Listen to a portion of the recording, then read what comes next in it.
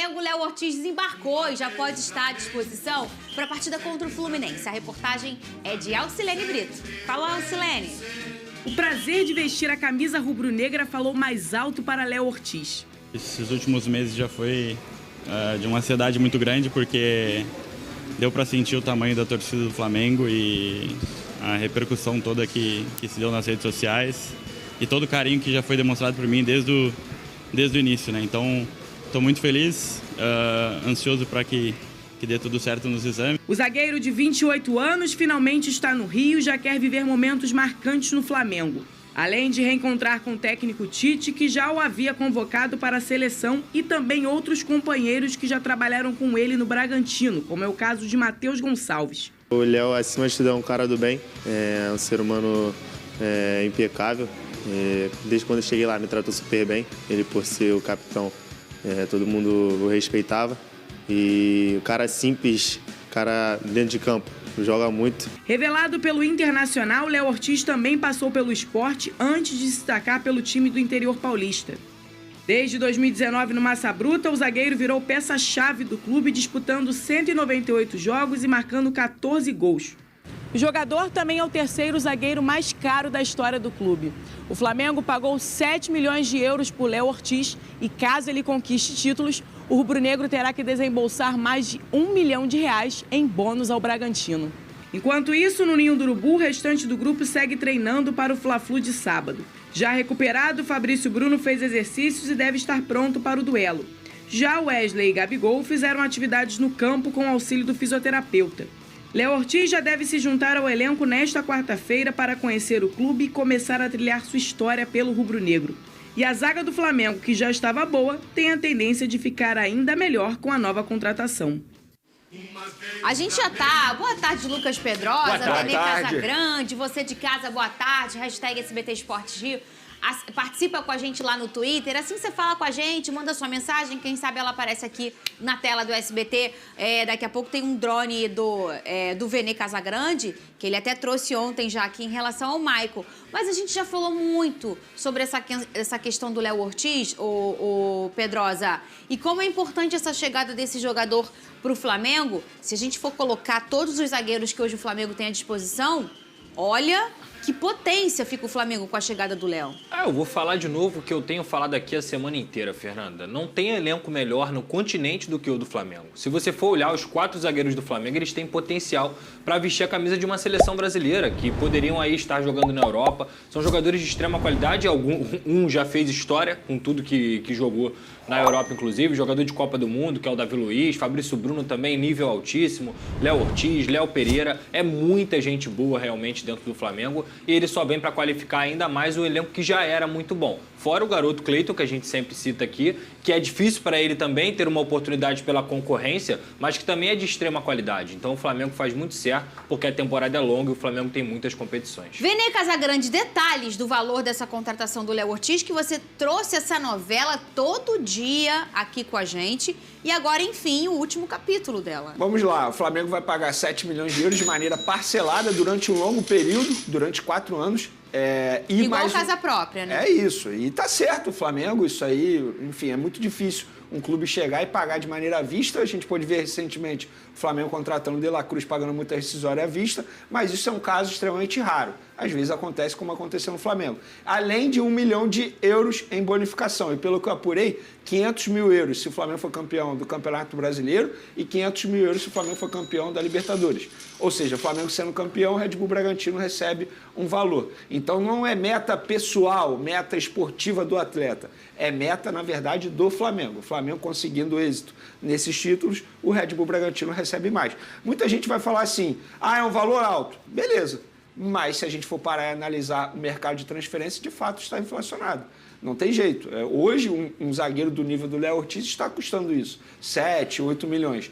Você pagaria? Aí é um outro debate. O fato é que o Flamengo pagou, atendeu ao pedido do Tite E aí você eleva ainda mais o setor defensivo do Flamengo. E eu concordo com o Pedrosa, hoje o Flamengo tem o melhor elenco, não só do futebol brasileiro, mas do futebol sul-americano. E quando você faz uma jogada dessa de contratação, e eu falo aqui várias vezes, Pedrosa, que para mim o Flamengo hoje no mercado é o melhor que contrata e vende, não joga para perder nunca o Flamengo, você pensa que esportivamente você vai ter uma resposta que aquele jogador, indiretamente ou diretamente, porque o futuro não tem como a gente tentar prever, ele vai contribuir para isso. Então, usar isso para trazer o jogador é um bom trunfo, né? Com o faturamento que o Flamengo tem, Fernanda, o Flamengo não pode se dar o luxo de, em algum momento da temporada, falar assim, não temos esse jogador nessa posição. Então, quando você vai buscar o Léo Ortiz, é para que isso justamente não aconteça.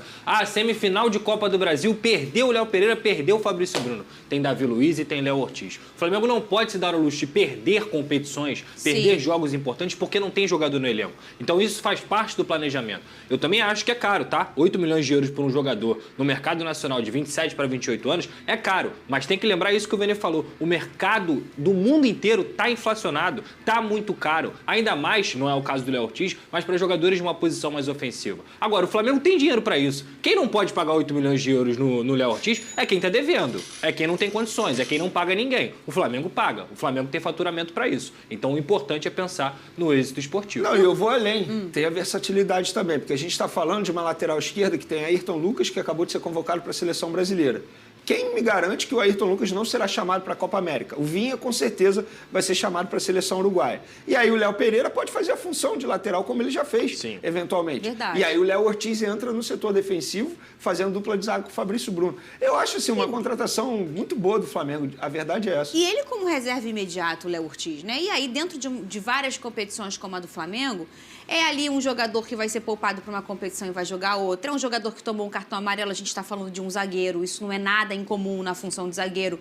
Uma hora ou outra o cara está suspenso. Você, quando chega como disse aqui o nosso querido e como os rubro-negros gostam de dizer, como chega no patamar que o Flamengo chegou financeiro, né, de uma organização financeira tão grande como tem o Flamengo hoje, você precisa usar o seu dinheiro para ter uma resposta esportiva. E você só vai ter uma resposta esportiva com organização das peças. Você não pode pegar o dinheiro e sair contratar dali, da colar, e quando você olha, você tem 5 meios de campo muito bom e nenhum lateral para reserva. O famoso saber gastar, né? Exato. É você começar também deixar bem povoado o seu banco de reserva e não só pensar no seu time titular. Inclusive, Fernanda, eu não sei se vocês falaram isso na semana que eu estava de férias ainda, mas a CBF, para justificar a não paralisação do futebol durante a Copa América, ela argumentou o seguinte, os clubes, com outras palavras, simplesmente disse assim, os clubes que façam o trabalho de contratar reforços para a reserva para, caso perca um jogador para a seleção, tenham um reforço no banco de reserva. CBF. É muito fácil o Flamengo chegar no mercado e contratar um jogador do nível do Arrascaeta, do nível do De La Cruz. Pô, a CBF tá de sacanagem, né? Porque não valoriza o próprio produto. Então o Flamengo, obviamente dentro do limite financeiro, dentro da responsabilidade financeira, faz isso. Tá contratando jogadores para reserva, tentando manter o mesmo nível, tanto o time titular quanto o time reserva. E dentro dessa história toda, o que o Vene quer dizer em relação pra galera que não gosta muito de futebol, mas adora estar aqui com a gente, é porque tem uma coisa chamada data FIFA. Então, sempre que a seleção tá pelo mundo em alguma competição, as competições do Brasil param, do mundo param, porque aqueles jogadores que estão servindo a sua seleção estão lá e não vão acabar desfalcando os seus times. Por isso a importância da data FIFA. E vai ter data FIFA durante 3 momentos desse ano. Só que para a Copa América, que é um período de 1 mês inteirinho, não vai ter. As competições vão continuar acontecendo, e aí a gente está falando de junho e julho, ali já tem Libertadores, ali já tem Copa do Brasil, ali ainda tem Campeonato Brasileiro. As competições estão a todo vapor. E aí o Flamengo, que tem vários estrangeiros e vários brasileiros que podem servir suas seleções, acaba ficando 1 mês, são 9 jogos, Pedrosa, muito desfalcado. A gente estava no assunto Flamengo e por isso eu trouxe aqui o Flamengo, o recorte, mas outros clubes também são, entre aspas, prejudicados. Essa decisão da CBF, com todo respeito, é uma decisão muito burra, né? Porque se você for olhar de forma geral, vai assistir a Premier League, quem você quer ver? Você quer ver os grandes craques em campo. Se você for assistir o Manchester City sem o De Bruyne, sem o Haaland, sem o Foden, sem o Rodri, porque eles estão nas seleções dele, você vai falar assim, não quero assistir esse jogo. Você desvaloriza o produto que é o Campeonato Brasileiro. E hoje aqui, a gente tem uma globalização muito grande. Então tem jogadores de todas as nacionalidades, inclusive no próprio Vasco da Gama tem um francês, o Inter contrata muitos estrangeiros, o São Paulo tem Rames Rodrigues, o Flamengo tem um jogador... Então assim, cara, quando você... Não, o Vasco tem um monte, 5 estrangeiros no time titular. É Pumita, é Verratti, é um monte de gente. Então assim, quando você fala assim, não vamos parar, você está desvalorizando o seu próprio produto. Por quê? Nos jogos, as estrelas que deveriam estar em campo, elas não vão estar, porque elas vão estar na seleção. E aí você, cada vez mais, tira o apelo daquele público ali, você piora o seu campeonato e o espetáculo que é o futebol brasileiro, porque o futebol brasileiro é muito bom, ele fica pior. O Flamengo tem 5 também.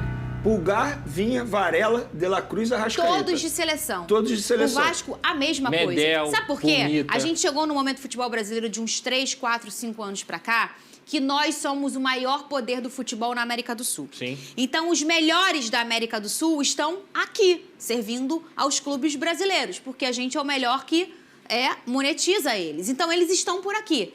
Se há 10 anos atrás a gente já estava naquele momento em que a seleção brasileira tinha muito jogador servindo que jogava fora do Brasil e a gente não sentia tanto isso, hoje a gente vive um momento em que tem realmente jogadores que servem a seleção e jogam aqui brasileiros, mas são poucos, mas que a grande maioria são estrangeiros servindo suas seleções. Então a raiva do torcedor, com amar seu time muitas vezes mais do que a própria seleção, começa a gatilhar aí. E por isso o repensar. A gente já teve esse problema de data FIFA antes, mas ninguém reclamava tanto. Por quê? Porque o nosso poder, ele não era tão soberano como hoje o Brasil é. Então a gente hoje tem o Vasco com 5 caras, o Flamengo com 5 caras. Quer dizer, pode não ter nenhum brasileiro servindo a seleção brasileira, mas vai ter estrangeiro servindo, porque a gente é a potência na América do Sul. E por isso que isso tem que ser repensado. E aí entra o meu amor pela seleção brasileira. Vocês sabem que eu amo muito a seleção. E eu tô vendo uma geração aí que não tem mais esse amor. Eu acho que eu sou a última, porque eu vi tantos... Eu vi 2002, eu vi 94 e tem pessoas que não viram nenhum. E aí elas não amam a seleção e começam a sentir mais raiva ainda de competições e campeonatos em que tem seleção brasileira envolvida, porque o time dele acaba, às vezes, perdendo uma vaga num campeonato, uma posição no campeonato brasileiro, Venê, porque ele está todo desmantelado. Mas, ô Fernandinha, assim, vamos lá, se a CBF chegasse publicamente e falasse assim, olha, gente, a gente até queria paralisar, mas o calendário não permite, está acontecendo isso aqui. O problema é a justificativa. Como é que a CBF me vira para os clubes e fala assim, vocês que se virem aí para fazer contratações e manterem o mesmo nível do time titular? Isso é um absurdo, é um escárnio com os clubes, cara. Como é que o Vasco vai manter o nível? Impossível. Como é que o Flamengo vai manter o nível? É impossível, o campeonato perde a isonomia, porque você está tirando a força desses times. São 9 rodadas, não são 3, não. Se fossem 3 rodadas ali, você tem algum tipo de ser um pouco mais maleável. Tá bom, 3 rodadinhas, perdeu ali, forma o elenco. Agora, 9 jogos sem os caras? Pô, isso é impossível. E ainda tem o risco dos caras ficarem 9 jogos atuando pela seleção e ainda voltarem machucados. E perderem mais jogos ainda. Claro. Então, com todo respeito, eu vou torcer contra a seleção uruguaia. A verdade é essa, pô. Mas olha que tristeza, não, né? Mas é isso que eu falei. A minha preocupação como uma pessoa que ama a seleção fica nesse lugar aí, de ficar preocupada do sentimento que causa. Porque a grande maioria dos brasileiros ama muito mais seu time do que sua seleção. Isso é... né? Mas aí isso vai piorando. Eu fico triste demais porque eu amo demais a seleção brasileira, adoro tudo que envolva as seleções, não só brasileira, adoro Copa do Mundo, Copa América, é um barato. E as pessoas acabam pegando, entre aspas, aquele ranço. Ô, Venê, o volante Michael decidiu ficar no Corinthians. Sobe esse drone aí, Venê. Nossa, vamos lá.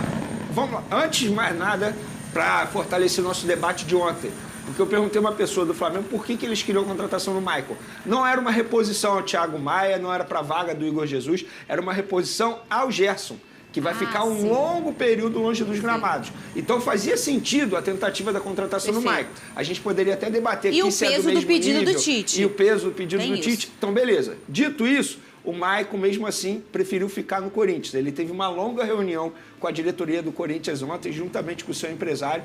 Nessa reunião, ele ouviu um novo projeto A diretoria pediu um voto de confiança para ele, mostrando para ele que se ele ficasse no Corinthians ia ser importante para a carreira dele, que ele já está adaptado. Uma mudança agora poderia ser uma mudança muito drástica. No Flamengo ele ia brigar por vaga, ele não seria titular como é no Corinthians. E ele ouviu também que a diretoria do Corinthians vai fazer um esforço absurdo para pagar 11 meses de direito de imagem. Ontem eu disse 8, mas a verdade é que são 11 meses, ou seja, quase um ano que o jogador não recebe direito de imagem. E nessa reunião ele ouviu da nova gestão do Corinthians que ele vai receber esses valores que estão em atraso.